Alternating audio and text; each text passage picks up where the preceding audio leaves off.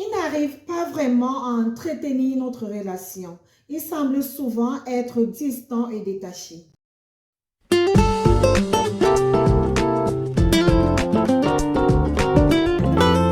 Salut la famille, salut les amours, j'espère que vous allez bien. Bienvenue dans cette nouvelle vidéo. Merci de vous abonner pour ceux qui ne sont pas encore abonnés. Je suis Marjoline et aujourd'hui, je vais vous parler de comment savoir si votre homme est émotionnellement indisponible et comment s'y prendre.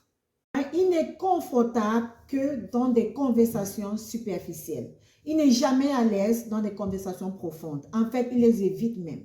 Vous pouvez parler d'autres sujets, mais si la conversation va dans le sens de son passé, ses anciennes relations ou quelque chose de vulnérable qu'il a vécu, il arrête. La conversation ne passe plus.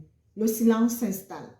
Il devient silencieux parce qu'il a peur de vous communiquer ses émotions. Il évite de vous montrer ses émotions. Il évite que vous les voyez. Il essaye de vous les cacher à tout prix.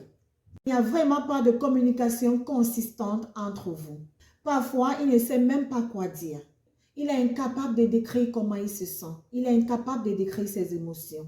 Il ne sait même pas trop comment montrer ou recevoir de l'affection. Il y a même une sensation de peur de tomber amoureux, de peur d'être déçu. Une sensation de peur de perdre son identité et son indépendance. En fait, il n'arrive même pas à décrire ses émotions. Il ne sait même pas ce qu'il veut. Si par exemple, il vous a causé du tort, il vous dira, je t'aime vraiment, je suis désolé pour ce qui s'est passé, je suis désolé pour ce que j'ai fait. À la prochaine seconde, il vous dit non, pas vraiment, je ne suis pas désolé, pourquoi je dois l'être, ce n'est pas ma faute. Et sans perdre du temps, il pourra te dire non, je suis désolé, je t'aime vraiment, je ne veux pas te perdre, j'ai vraiment besoin de toi dans ma vie, pardonne-moi. En fait, ses émotions sont un peu instables. Il n'arrive vraiment pas à maintenir ses émotions, il ne sait pas ce qu'il veut. S'il n'a jamais été dans une relation amoureuse vraiment sérieuse, c'est qu'il est émotionnellement indisponible. Et dans cette situation, qu'est-ce qui vous dit qu'il fera mieux avec vous? Qu'est-ce qui vous dit qu'il sera sérieux avec vous? En quoi seriez-vous différente des autres filles ou des autres femmes qu'il a eu à rencontrer dans sa vie? Bon, c'est vrai, vous pouvez être l'heureuse élue, vous pouvez être l'âme sœur, mais tenez compte du fait qu'il n'a jamais vraiment été dans une relation amoureuse sérieuse. Donc, il ne sait pas trop comment s'y prendre. Il ne sait pas trop comment s'en tenir. Donc, c'est vous seul qui devez travailler sur cette relation. C'est vous qui ferez tout le travail pour donner un sens à cette relation. Et parfois, cette tendance, cette incapacité à maintenir les liens émotionnels dans une relation peut avoir plusieurs causes. Ce n'est pas forcément volontaire ni intentionnel. Les causes peuvent être multiples, parmi lesquelles une récente séparation qui a été très difficile, la perte d'un être cher, ou il est peut-être en train de passer des moments difficiles.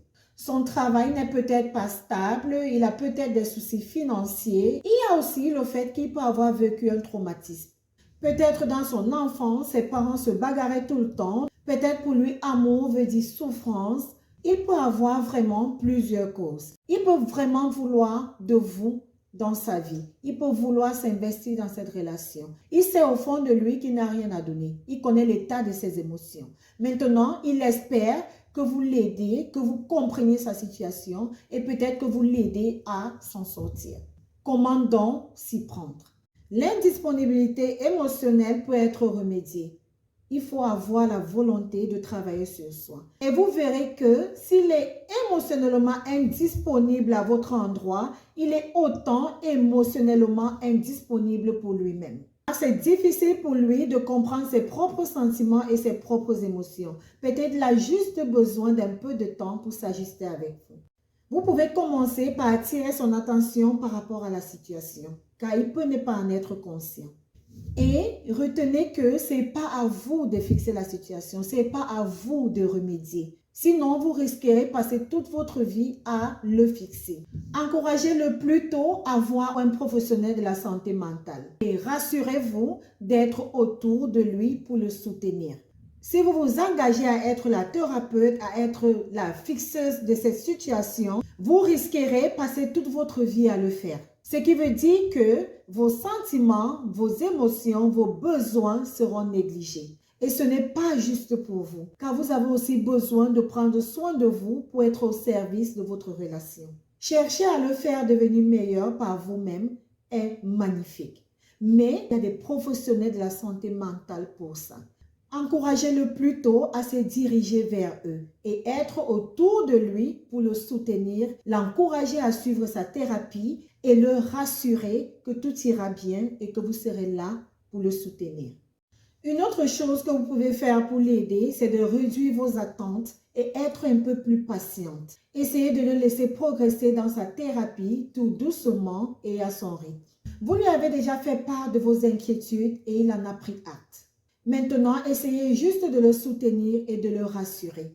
Vous pouvez l'encourager, le pousser à parler, à s'exprimer et le rassurer que vous êtes à l'écoute et que vous serez toujours là pour lui. Et si vous l'avez encouragé à rechercher de l'aide et qu'il refuse et ne fait aucun effort pour être plus proche de vous émotionnellement, ce n'est pas juste pour vous. Vous n'avez pas à subir tout cela.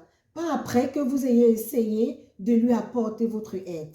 Vos sentiments, vos besoins, vos émotions doivent aussi être pris en compte. C'est la fin de cette vidéo. J'espère qu'elle vous a édifié. Je vous dis merci de m'avoir suivi jusqu'à la fin. Merci de vous abonner, liker, partager, commenter. Et on se dit à bientôt dans une nouvelle vidéo. Portez-vous bien.